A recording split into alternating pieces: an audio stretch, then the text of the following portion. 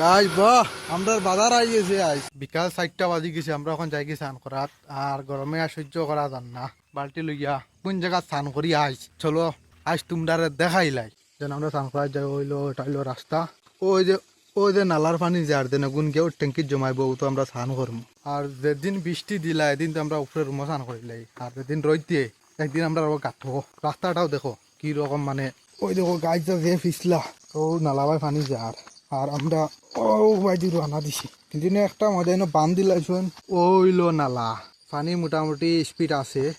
মেলুক দুইজন মানুষে স্নান করতে তার লাগে আমরা নিচে দেখতে পারি আর না আমরা উপরে উপায় অপেক্ষা করি আর যাতে তারা স্নান করিয়া তারপরে আমরা যাই তো আরো তারা নিচে যাবা লাগবে এ উপরে উবাই গেছে আমি উপরে উবাই গেছি কারণ মেলুক স্নান করতে তারা সামনে যাইবার দরকারও নাই তারা স্নান করিয়া যাক তারপরে আমরা যাইমু এই গাতর পানি যে সুন্দর বাপরে বাপ ও পানি গুণ যায় নিছে মহিলা মানুষ গেছেন গিয়া তখন আমরা গেলাম ইয়া রাস্তা আস্তে দেখা নিচ্ছি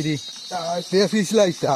আর ও ওয়াল দেওয়া আইছে মানে ফিল্টার হইয়া পানি যাতে নিচে দিয়া ও হইলো ট্যাঙ্কি দা মিজোরাম পাওয়া যায় এইরকম ট্যাঙ্কি বুঝছো নি আর তা বেদান ফিসলা দেখি শুনিয়া লামা লাগে পানির আবাদ শুনটাই নি কিরকম ও হইলো লাস্ট কোন ট্যাঙ্কি